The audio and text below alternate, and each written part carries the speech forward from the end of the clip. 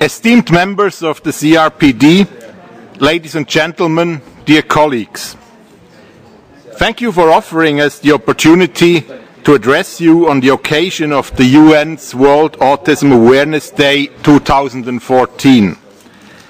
Let me start by saying that autistic self-advocates understand autism awareness as only the first step on the way toward autism acceptance, recognition, and respect for autistics. Only autism acceptance will ensure our full and equal participation in all areas of public, economic, and social life, as called for by a 2012 resolution of the United Nations General Assembly, and only autism acceptance will meet the requirements of the Convention on the Rights of Persons with Disabilities. My name is Erich Kofmel.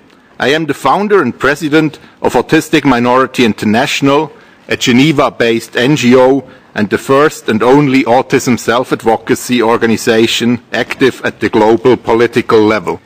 We aim to combat bias and prejudice and advance the interests of an estimated 70 million autistics, 1% of the world's population, at and through the United Nations, World Health Organization, and human rights treaty bodies. Autistic Minority International is an associate member of the Conference of NGOs in consultative relationship with the United Nations. A national of Switzerland by birth, I hold master's degrees in public and development management with specialization in governance and public policy and Roman Catholic theology from universities in South Africa, as well as a postgraduate certificate in comparative and cross-cultural research methods from the UK. Like many, I was diagnosed with Asperger's syndrome only as an adult at age 38 after a lifetime of struggle. Allow me to quickly introduce the other speakers on our panel. It is with regret that I have to inform you that our second announced speaker, Sarai Pala, a native of Zimbabwe and citizen of South Africa who qualified and trained as a medical doctor in South Africa, will not be able to join us today. Sarai belongs to the large of autistics not only in developing countries who had no opportunity to obtain a formal diagnosis due to a lack of professionals qualified to diagnose autism in adults. Hers would have been a very important perspective indeed.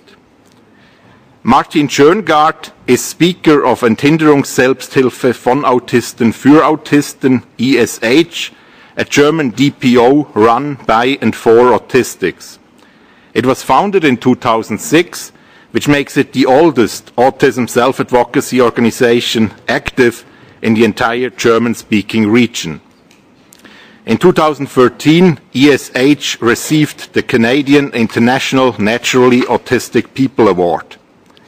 Due to autism, Martin does not participate in physical meetings. He will be participating remotely, following the proceedings via webcast and captioning.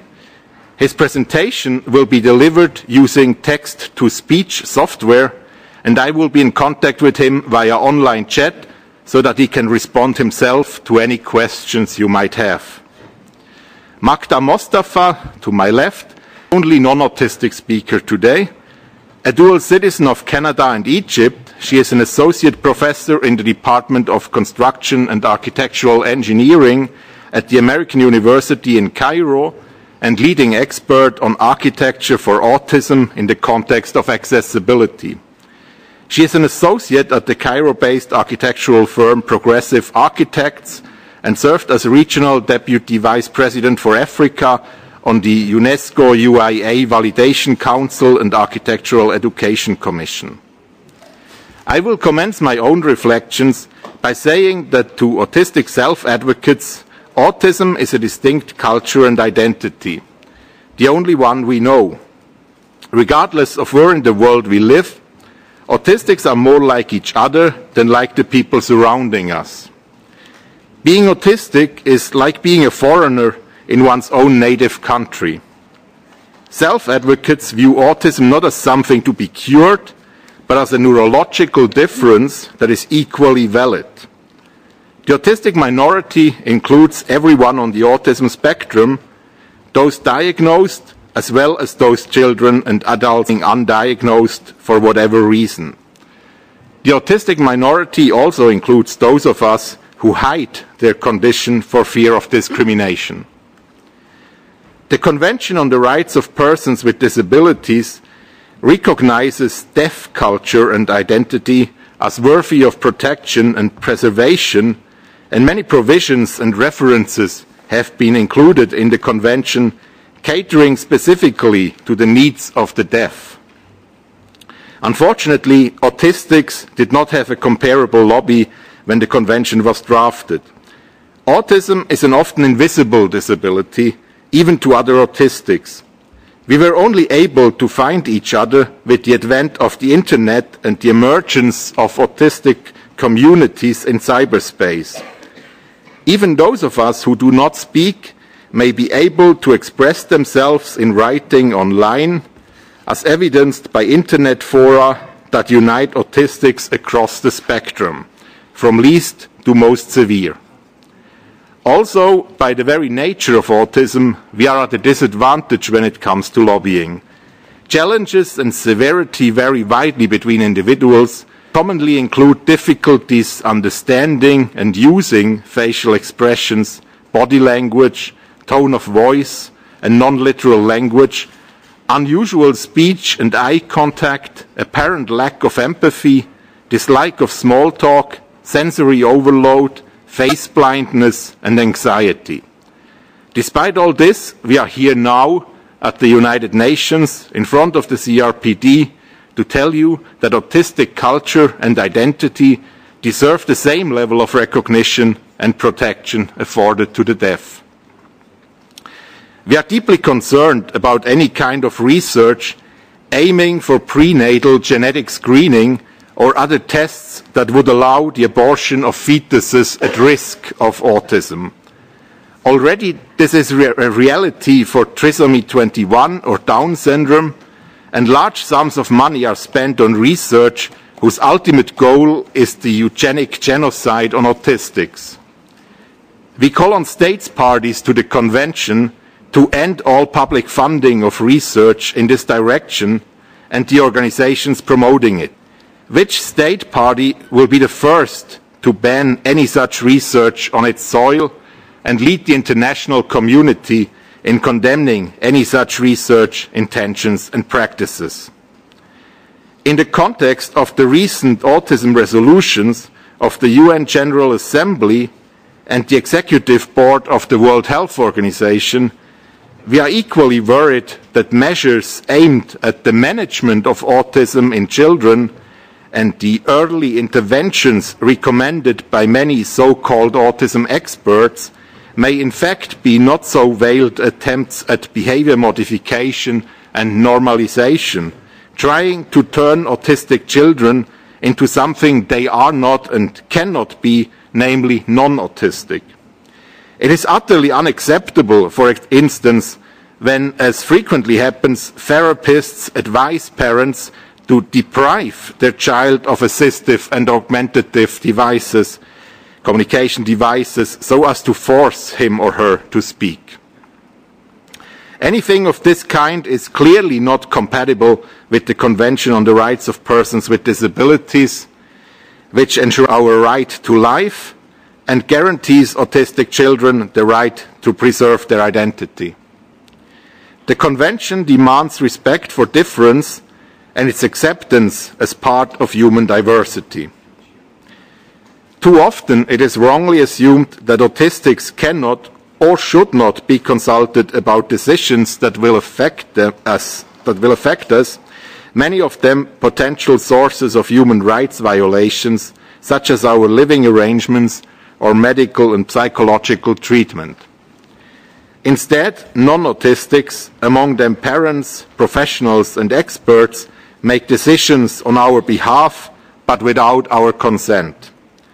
Most autistics, be they children or adults, can make their own decisions if barriers are removed and support is provided.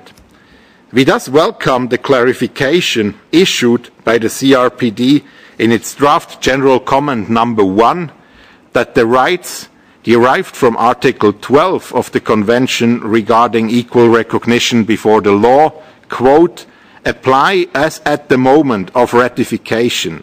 Parties have an obligation to immediately realize the rights provided for in Article 12, including the right to support in the exercise of legal capacity. Progressive realization does not apply to legal capacity, unquote. We believe that the same principle must apply to recognition and protection of autistic identity. Progressive realization of the right to life and the right to identity is not an option. It is unfortunate that the public discourse on autism is dominated by negative stereotypes, often perpetuated by the very organizations that would presume to be speaking for us. In the implementation of the Convention, the GA resolution and the WHO resolution, it is of paramount importance that decision makers at the local, national, regional and global levels start working with and funding autistic self-advocacy organizations and initiatives rather than continuing to rely on autism-related organizations run by often misguided of autistic children with no or little autistic involvement. We welcome the CRPD and WHO's move away from long-term institutionalization of autistics, but caution against a purely non-autistic understanding of community-based non-residential services. Autistic communities should not be thought of as physical in nature. Autistic communities tend to meet online, for example, in internet fora. Autism self-advocacy organizations frequently operate across borders assisted by information technology. Support or services to autistics may thus be provided by an individual or a group that is based elsewhere. The definition of community needs to be expanded to take into account autistic realities and preferences. While it seems customary to deprive institutionalized persons with disabilities, including autistics, of access to information and communication, this is particularly devastating to those of us who do not speak and rely on the Internet as their sole means of communication. The importance of unrestricted access to online communication for autistics cannot be emphasized strongly enough. Being cut off from the Internet also means being cut off from the autistic community and any available peer support. Some autistics consider physical meetings of any kind not barrier-free and thus inaccessible to them. We strongly encourage the CRPD to create mechanisms to accommodate this and facilitate remote participation of persons who cannot be in the conference room because of their disability. This should not be one-way communication as with a simple webcast, but fully interactive. In order to remove barriers for autistics, the written word must be given equal weight as the spoken, and electronic communication, such as emails or chats, cannot be treated as inferior to communication face-to-face or on the phone. Physical presence at CRPD sessions must not be a requirement for impact. Lastly, we believe that all autistics should be taught self-esteem, self-confidence, and how to advocate for ourselves as a matter of fact. Thank you.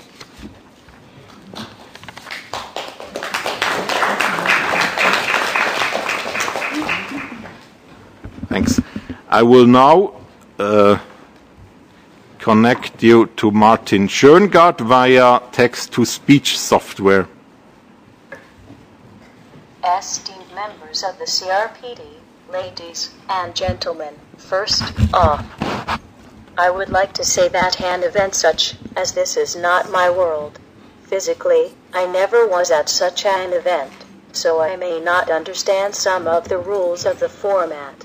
I am speaking on behalf of the Selbsthilfe, ESH, a DPO of autistics from the German-speaking region. We assist autistics in asserting their personal rights and work as a political self-advocacy group.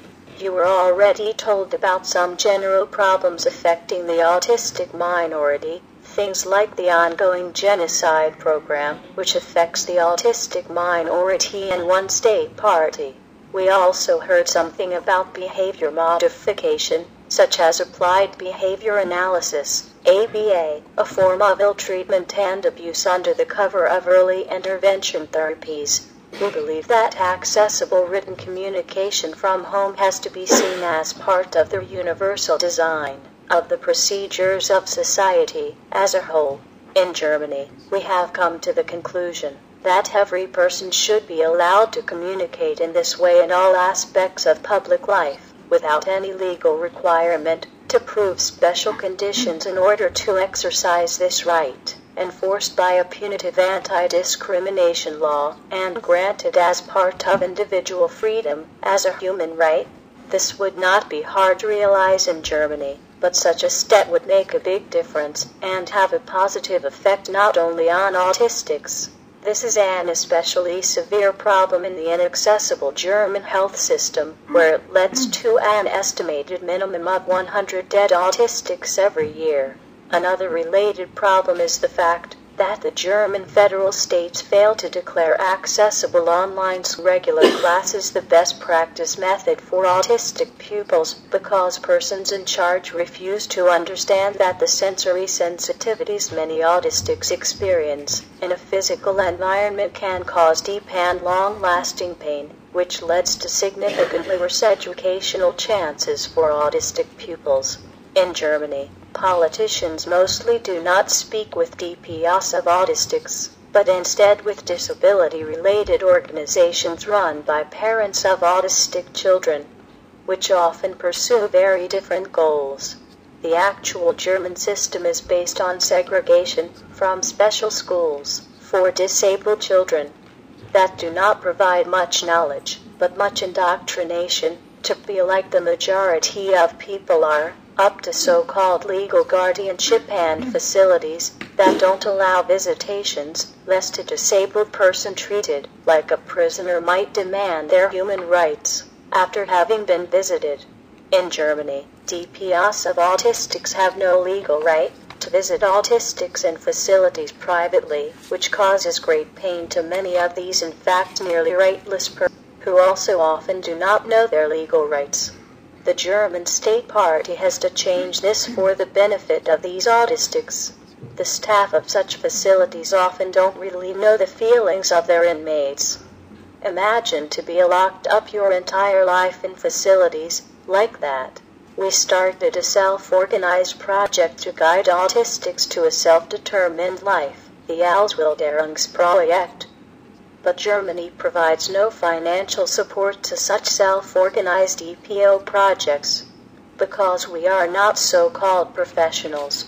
This shows that the orientation of a state party towards so-called professionalism, dominated by people who are not part of the disabled minority, can be extremely discriminatory in itself, and effectively goes against the ideals and provisions of the Convention. We are deeply concerned by the trend in Germany to digitalize sensitive data without permission, because there is no real guarantee that these technologies are safe.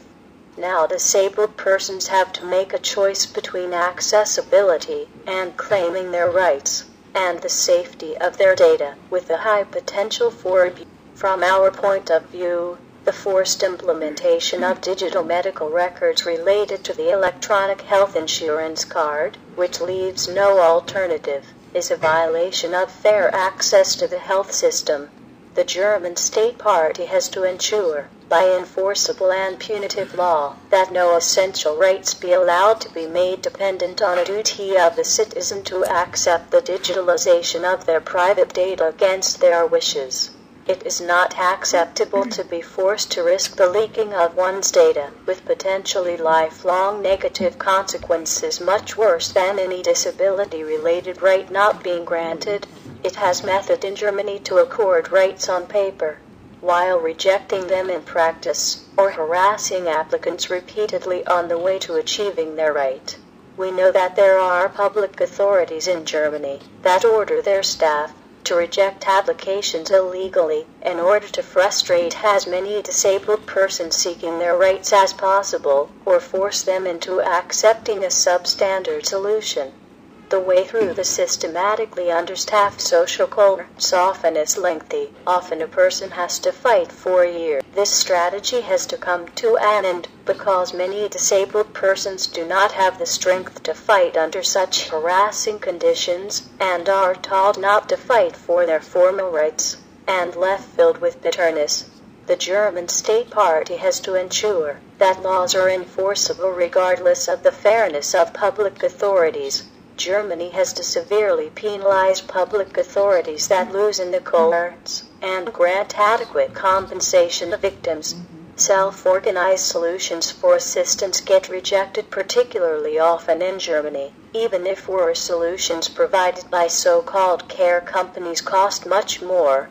The German state party has to change this situation in which the employment of so-called professional staff is a method of the state to determine the living conditions of disabled persons based on the ideas of non-disabled care professionals and their partially very wrong and excluding ideologies. The German state party has to listen to DPS and peer groups more than to so-called professionals, and recognize the importance of self-dependent solutions to fix discussions by mainstream society. Germany has to stop treating disabled persons like stupid children who can't come up with any good plans of their own and have to be guided by wise non-disabled experts. Also, Germany must end the practice of granting many assistance services only to disabled persons who are very poor, as this has the effect that these disabled persons have no chance of ever getting out of poverty. This is a very severe problem in combination with the illegal rejection policy described above, because it leaves such disabled persons completely at the mercy of often not correctly working public authorities. Currently, the German government is planning to introduce a minimum wage. We have to make sure that this minimum wage is also realized in the special workshops for disabled people, called Werkstätten in German, which mostly pay only pocket money. The biggest challenge today is, however, the genocide on disabled minorities. The German state party condones a double standard of rights due to the indirect discrimination of unborn persons belonging to a disabled minority. Selective term of a pregnancy is legal during the full 9 months if the unborn child is thought to be disabled. German law pressurizes medical doctors into taking part in disinformation because a disabled child can be viewed as damage to the parents before the law, and doctors may have to compensate them if they don't inform enough about possible problems, even though the real problem is caused by a discriminatory society and not by the disabled child. This is ethically no different than allowing the abortion of black-skinned children, because they may become targets of discrimination, which also affects the parents. The right to life is more important than the right to inclusion. Germany has to stop justifying this ongoing genocide with an overcome model of disability. Please read our alternative report on the situation of autistics in Germany related to the report of the state party before the CRPD, and feel free to email us at info@enthindering.de. Let's make human diversity be seen as a valuable world heritage. Thank you. Thank you, Martin. I now give the word to our third speaker, Magda Mostafa. Please.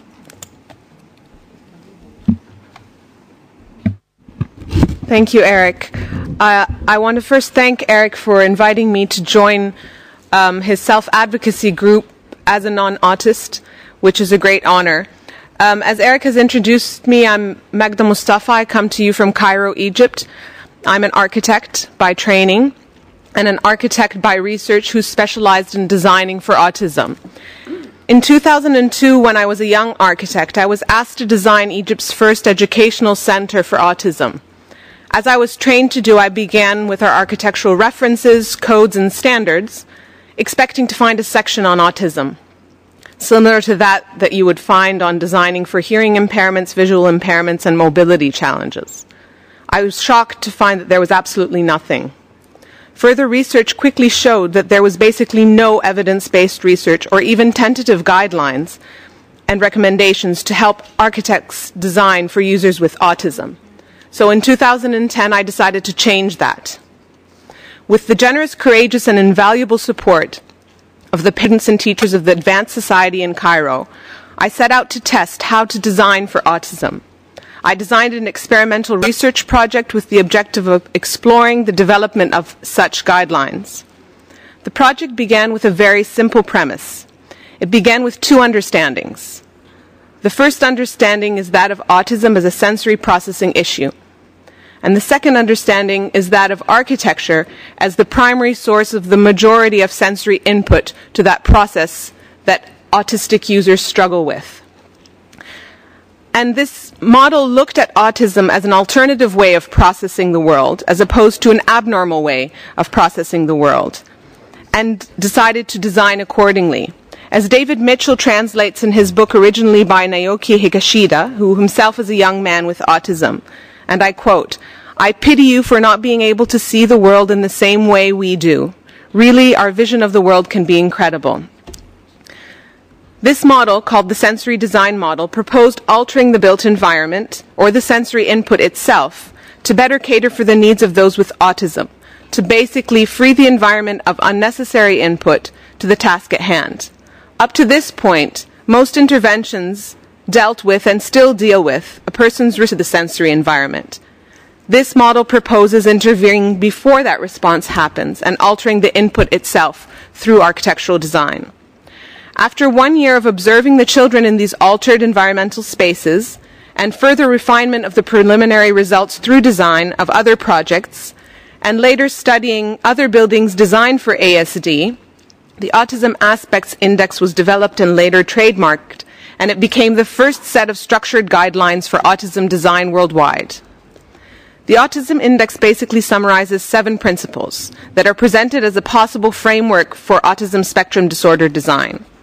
In the preliminary studies, these principles were shown to increase attention span, reduce response time, and improve behavioral temperament in the children of the study. And I'll summarize these principles very quickly. The first principle is acoustics. And I always recall an email response to one of our online surveys that one mother sent to me when asked, "What can we do to help your child in his environment?" And she replied with 3 words, acoustics, acoustics, acoustics. So we began with that criteria. And this criteria calls for the reductional and external noise sources through various means such as cavity walls, soundproofing, sound-absorbent materials, spatial configurations to reduce echoes, and isolation of sound-emitting building systems like water systems, heating and ventilation systems, as well as avoiding sound-emitting fixtures such as fluorescent lighting. This criteria, however, does not call for the complete soundproofing of spaces. Rather, it suggests the provision of spaces with reduced noise at different levels to allow individuals with ASD to accommodate themselves to different background noise levels and to mitigate the reliance on this accommodation. Erich and I had an experience yesterday in a space where we were meeting that had very poor acoustics. And it was an extremely uncomfortable space for myself, who was non-autistic, and I imagine it was very difficult for Erich to follow the conversation accordingly. And this is a failing of the environment, not a failing of Erich's. So consequently, this would allow for the generalization of skill from non-acoustically managed spaces, hopefully out into the real world. The second criteria is spatial sequencing, and this criteria calls for the alignment of the sequential organization of space to the daily routine of the users, through a series of smooth transitions from one space to another in a manner that's the typical daily routine of a user, and allows for as seamless and sensory non-disruptive flow as possible. Typically, this adherence to routine in autism is seen perhaps as a challenge or a difficulty or behavior that needs to be changed, and I'm challenging that supposition. This index, on the contrary, embraces this adherence to routine and actually capitalizes on it through design. As one occupational therapist once told me, you must find what holds the attention and interest of the person with ASD and work through it. The third criteria is escape space. And this criteria calls for the provision of small, defined, and discrete sensory neutral environments throughout a building that are easily accessible to autistic users. These spaces should be intimate in scale and can range from the completely physically and visually enclosed to the subtly defined. Their objective is to provide a sensory haven for autistic users to escape to when they feel sensory overload resulting from the physical and social environment. And many times users with autism create these spaces for themselves, even if the designer hasn't provided it for them. So you'll find children creating corners, smaller rooms where they can go to when they experience sensory overload. The fourth criteria is compartmentalization. And this criteria outlines the organization of spaces in a series of monofunctional compartments, allowing for single specific activities to be carried out for smaller numbers of users. An architectural opposite of the very famous open universal plan design, this approach tries to reduce the sensory and social input an autistic user has to deal with to the minimum required to carry out their activity, and not to overload the autistic user with sensory, social, and spatial input that they do not need for the activity that's taking place. These compartments can be defined and delineated from one another using various means, from complete enclosure using walls and partitions, to moderate enclosure using carefully placed furniture in various levels, to minimalistic definition using perhaps color, pattern, and finishing material just to define each and every space. The fifth criteria is transition spaces, and this works hand in hand with the idea of spatial sequencing and sensory zoning, which I'll talk about in a moment. This criteria allows for the sensory shift from one activity to another or one sensory to another and helps avoid abrupt changes in function and stimulation. It helps ensure the seamlessness required when circulating from one zone to the next. The sixth criteria, which is sensory zoning, as architects typically, the built environment is organized according to function, grouping activities and their consequent spaces of similar need and utility together. But when designing for autism, a slightly different approach is called for, requiring the organization of spaces in accordance to their sensory levels and their sensory qualities. Sensory zoning calls for the grouping of spaces with similar sensory stimulation levels together into high, moderate, and low stimulation zones. So quiet zones, calm zones together, and more stimulating zones together, separated by transition spaces that would allow the user to transition from one sensory level to another comfortably. The transition spaces should be used between these zones, and circulation should be planned following the daily routine as called for by the spatial sequencing criteria. The final criteria, which is important, particularly when designing for children in general, but even more so when designing for children along the spectrum, children with autism occasionally have an altered sense of spatial orientation, depth perception, and general proprioception, making them prone to injury. They may also seek sensory stimulation in ways that can be dangerous, such as self-injury, harmful tactile stimulation, swinging, rocking, water play, among many other things. Safety considerations should be taken with all building systems, material choices, surfaces, protective barriers, furniture, and fixtures according to the needs of the user. It is best that most spaces, particularly when designing for children, are also visually accessible. Although these criteria may seem very prescriptive, it is not my intent to propose that they are all applied, nor that they be applied to their fullest degree as a code. These criteria may be customized based on the level of ability of the users and should not create what I call the greenhouse effect, an effect where a user is able to function very well in this optimized, customized environment, but fails to generalize the skill that they've learned outside in typical environments. The idea is to provide enough environments to allow general skill development to happen that can then be generalized into the outside world. Perhaps we can explore my position on this issue of code versus standards or best practices during the discussions. Currently, we're conducting attempts to conduct further proof of concept research, and it's planned to test these criteria in various environments, including housing, inclusive mainstream school environments, as well as specialized model classrooms for autism. It is hoped that this index will provide a first step towards more friendly spaces for all users, but most of all for our world's 1% with autism. And I encourage the CRPD to perhaps consider including built environment guidelines for autism among their many future activities. And there's a handout available with further reading and articles on the subject with your material here in the room. Thank you very much.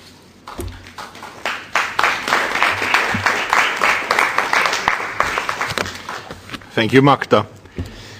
We now have about 20 minutes for questions and discussion, comments. I would particularly like to encourage the members of the CRPD. For those who are watching the webcast, they are behind the camera. You don't see them. Maybe we can have a shot at some point. Yeah, thank you. To ask of Magda in context of the draft general comment on accessibility, which in our opinion is a bit much focused on people with physical disabilities and doesn't pay attention to people like autistics who have another kind of accessibility issues. And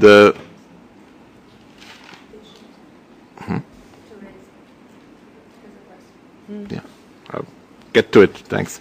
And also to ask questions of Martin Schöngard, who is not in the room but is accessible via the chat. I'm in contact with him here, and he is very happy to answer questions with regard to the German state report. As you know, the list of issues will be discussed in 2 weeks' time, or 10 days' time, and this is an ideal opportunity to talk to someone who has submitted an alternative report on Germany.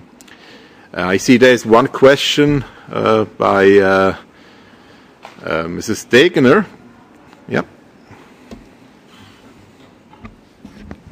Thank you very much for the presentations you gave us, and special hello to Martin Schöngard, with whom I have been in contact many times in Germany.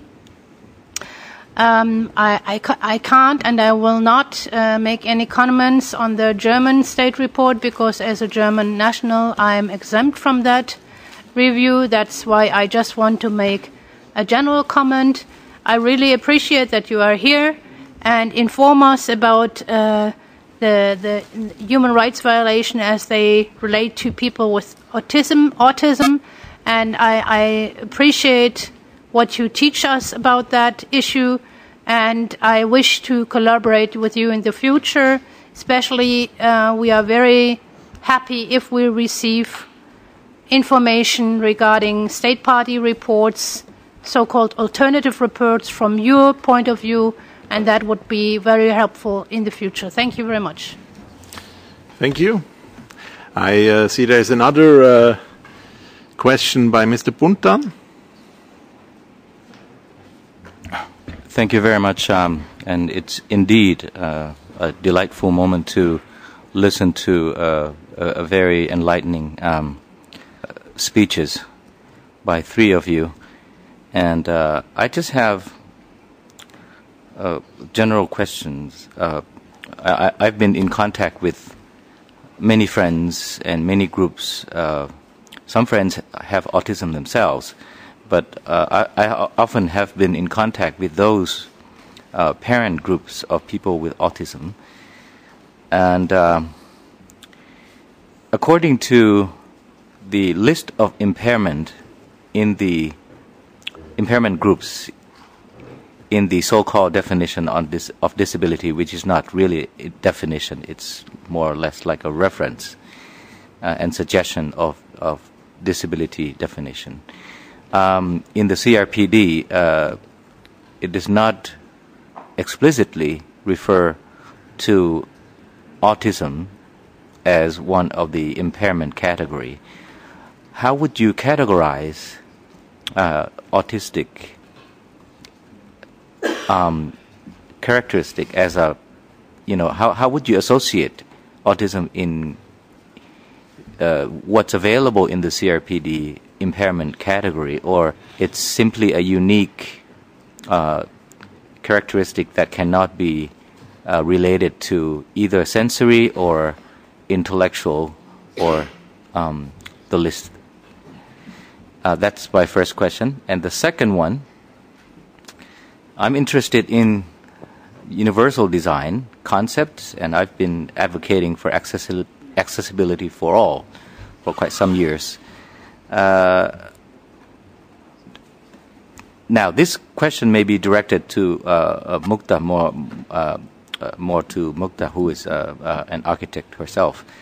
I'd like to know if it is possible or practical to incorporate autism-specific accessibility requirement in the so-called general universal design concepts. I think we still believe that there's a place for universal design concept to embrace diverse needs of people. So I think if there's any guideline that would suggest incorporating these specific requirements into the so-called universal design concept, I think that would be a very welcoming direction to many of us who are advocating for a universal design concept. Thank you very much. Thank you. Yeah, Mr. McCallum.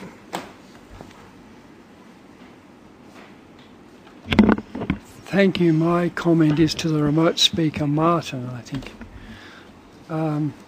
The phenomenon of terminations of pregnancy of fetuses that are perceived to be disabled is more common than I initially thought.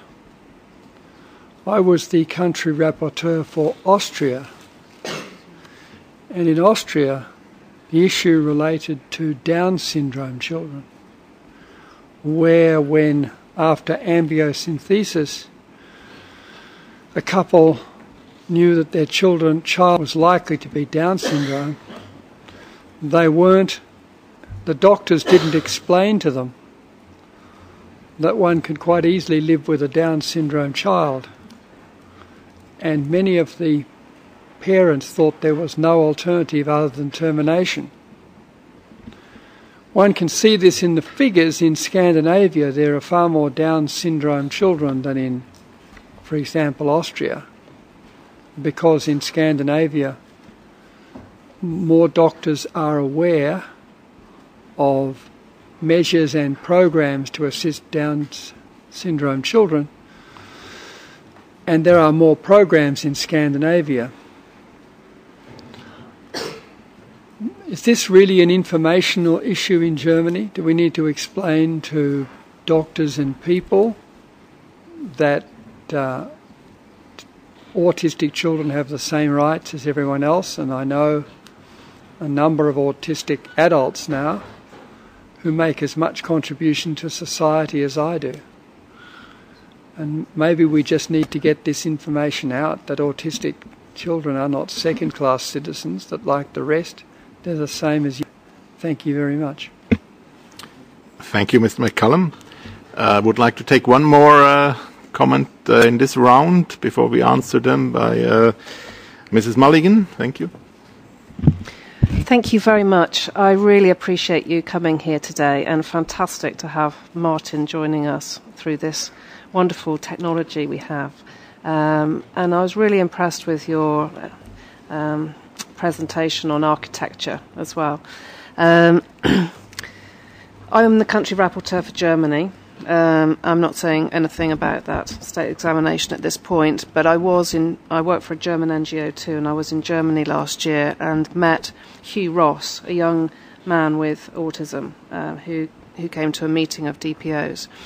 And I was really impressed with his intervention as well, and got a much better idea of the marginalisation of persons with autism in countries like Germany.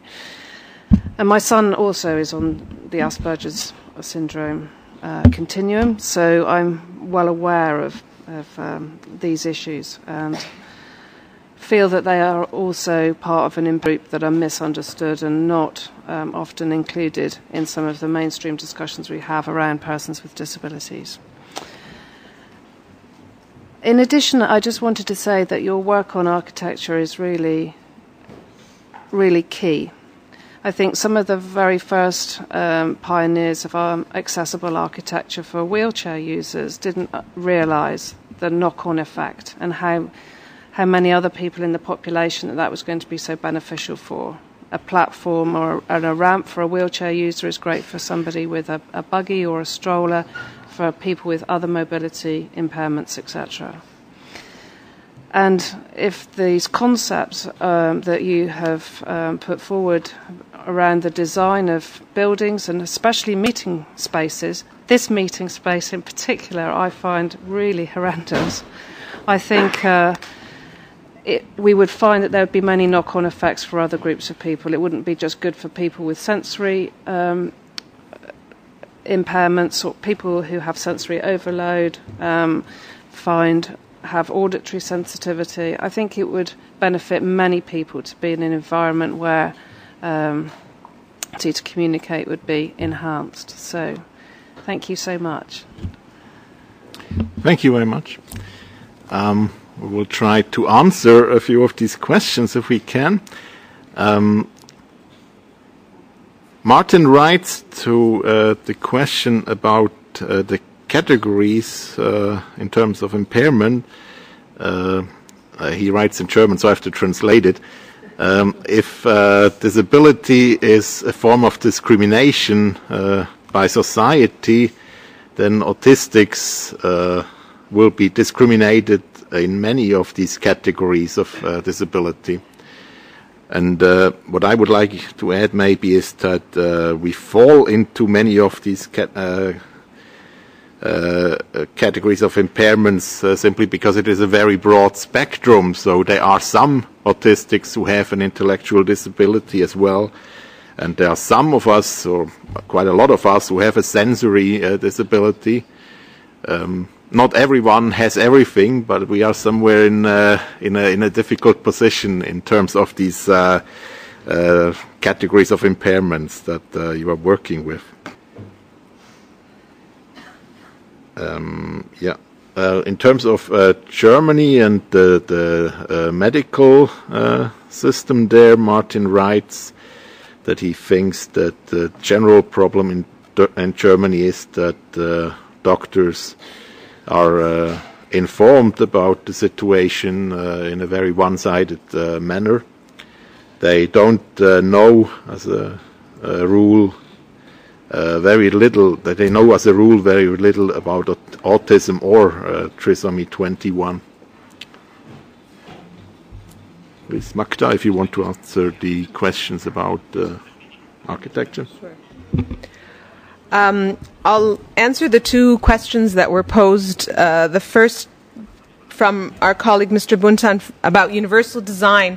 This is actually the subject of our current research and how we can apply the Autism Aspects Index to different environments and make them accessible to all, which is the principle of universal design.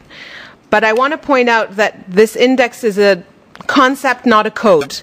So it's not prescriptive and deterministic, as autism is not prescriptive and identical. And as one person said, it really should be called autisms, plural, as opposed to autism, singular, because of the diverse nature of the different people along the spectrum. So this is specifically what we're looking at now, using this index of criteria as a tool to generate new designs with different user groups, and also to assess and retrofit existing designs, because that's a large problem with application of code, because you don't always have the opportunity to build a new school or build a new hospital. A lot of times you want to adapt the existing spaces you have. So the index can be used as a tool to propose strategies to change and alter and adapt existing environments as well as generate new ones. And I have a publication, hopefully, that will be out in the next coming months that I'd be happy to share with all of you that shows how this tool can be used as an assessment tool for existing built environments. The question of whether autism design guidelines will ever be part of universal design concepts is still open for many discussions, specifically because it does not determine a single solution, which would be difficult to apply under the universal design principles. With regards to Ms. Mulligan's question, I agree with you 100% that the knock-on effect of some of our approaches are seen to encompass larger groups of users. And one of the very first feedback and observations we got in the study that we conducted in between 2004 and 2008 was the teachers themselves, many who are not autistic, performing much better in the classrooms that were altered with the principles for autistic design, primarily for acoustics. I think the sense you're getting from this room is the acoustics of it, probably more than anything else. But applying the autism design guidelines will benefit a lot of other groups of users because it addresses the sensory issue and because it summarizes and filters out what is unnecessary to the task, particularly in learning environments. So any user can focus, whether it's a person with hearing impairment, visual impairment, ASD, they can filter out the unnecessary sensory input that may add to their struggle with focusing on what they need to be doing at hand. So I agree with you. The application of these principles will be beneficial for everyone, and at the very least they won't harm anyone. We have maybe time for one more question. Also from civil society, if someone would like to ask something. Tina, please. As many of you know, I'm Tina Minkowitz from the World Network of Users and Survivors of Psychiatry. And I know we're going to meet with you a little bit later, but I'm wondering if you could say how you see autistics in relation to the group of people that we represent, people who have used or survived the mental health system, or who have experienced or been labeled with having madness or mental health problems.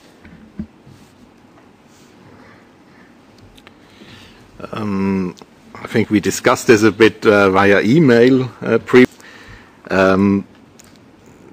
The thing about autistics is that we define ourselves as autistic first and foremost. We don't have a problem with the label, but we are also in a secondary role users and some of us survivors of psychiatry, so we're certainly very interested in working with that group of people, as long as that group of people accepts that we define primarily as autistic.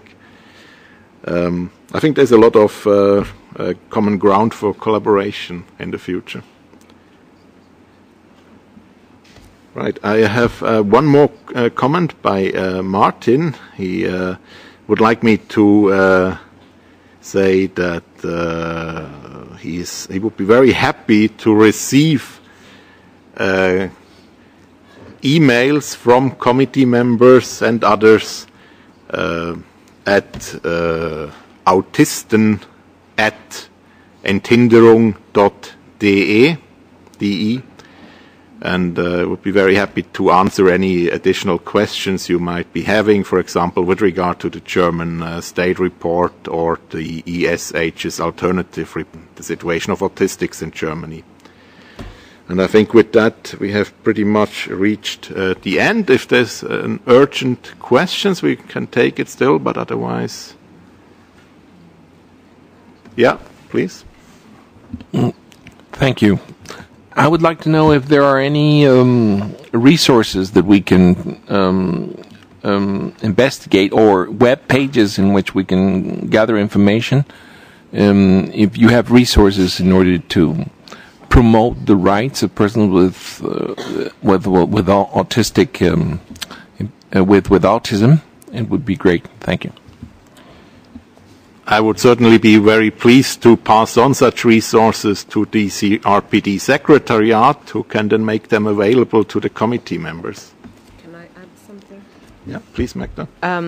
We've recently, in the International Union of Architects, been calling for the right to architecture as a basic human right, and that's not a romantic way of the right to beautiful architecture, but the right to useful architecture.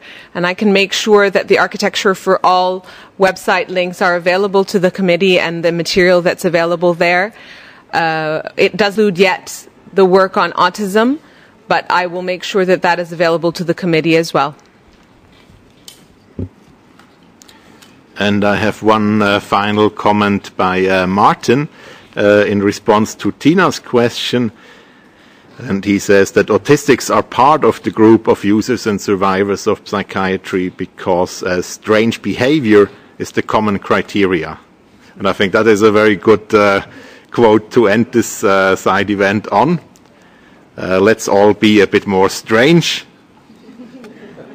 I thank you for being here. I would like to end this side event by thanking the CRPD once more for letting us speak here, the CRPD Secretariat for their invaluable assistance in organizing the event, and the members and audience for attending, listening, and contributing so actively.